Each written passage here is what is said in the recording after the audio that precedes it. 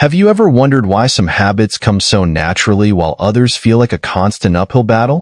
What if this secret wasn't just about you, but about who you surround yourself with? In Chapter 9 of Atomic Habits, James Clear reveals how your family, friends, and even your broader community silently shape the habits you stick to or struggle with. This chapter uncovers how social norms influence our behavior, why the habits of those closest to us are contagious, and how belonging to the right group can fast-track your progress. Whether you're trying to quit a bad habit, start a good one, or simply understand why you do what you do, this insight is a game changer.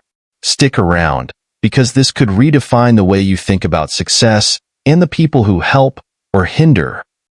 Welcome to Book Summary, where you can unlock the power of books in minutes, not months. Get the key insights, chapter by chapter, and start learning smarter, not harder. Let's begin.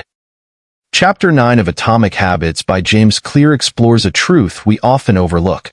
The people around us play a massive role in shaping our habits. Whether we're conscious of it or not, our family, friends, and social circles influence how we act, what we value, and even how we see ourselves. Clear highlights that while our habits might feel personal, they're deeply intertwined with the communities we belong to. Clear opens the chapter by explaining the concept of social norms, the unwritten rules that guide how we behave in groups. Humans are social creatures, wired to fit in, and our habits often reflect the expectations of the people we surround ourselves with.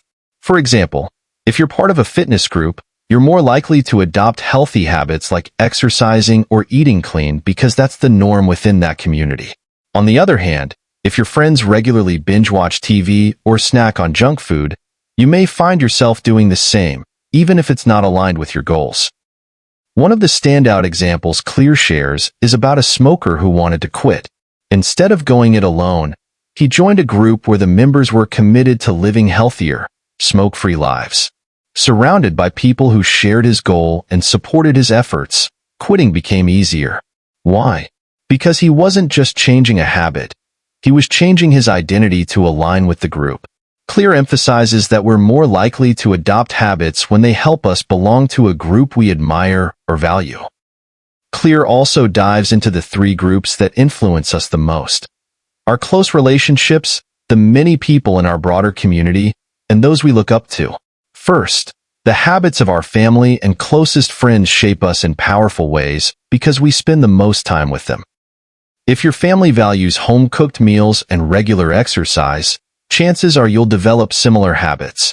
But if your closest relationships revolve around unhealthy routines, it can be much harder to break out of those patterns. The second group, the broader community, creates a sense of what's normal.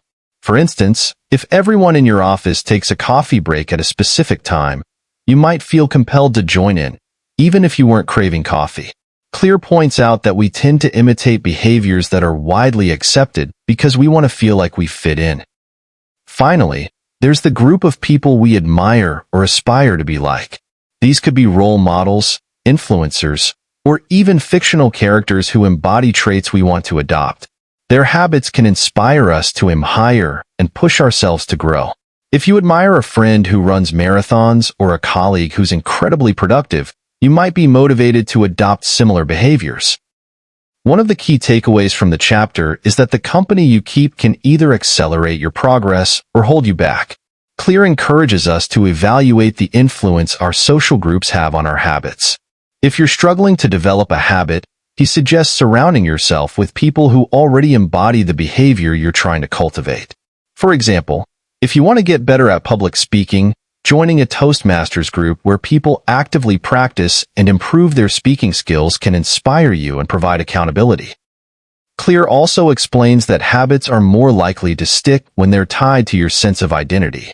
And our identity, he notes, is often shaped by the groups we belong to. If your friends and family see you as a runner, a writer, or someone who's always learning, you're more likely to reinforce those habits because they're now part of who you are in their eyes. Perhaps the most empowering message in this chapter is that while we can't always choose our family or work environment, we can choose the groups we actively engage with. By intentionally surrounding ourselves with people whose habits align with the life we want to build, we can make the process of change easier and more enjoyable. The big takeaway? Your social environment matters more than you think. The people you spend time with can either reinforce your current habits or help you create new ones. And when you align your habits with the group you admire, those habits become a natural part of who you are. Whether it's your family, friends, or a broader community, your relationships are one of the most powerful tools you have in shaping the person you want to become. Thank you so much for watching and exploring Chapter 9 of Atomic Habits with me. I hope you're feeling inspired to think about the powerful role that family and friends play in shaping your habits. Remember, the people around us often have a bigger influence on our behavior than we realize, so choosing your community wisely is key to building better habits. If you found this helpful, wait until you see what's next. Chapter 10 dives into how to find and fix the causes of your bad habits. It's all about uncovering the root causes of your negative habits and learning how to replace them with positive ones. Want to break free from old patterns and take control of your actions? Click over to the next video, and let's explore this transformative chapter together. Thanks again for joining me, and I'll see you in Chapter 10.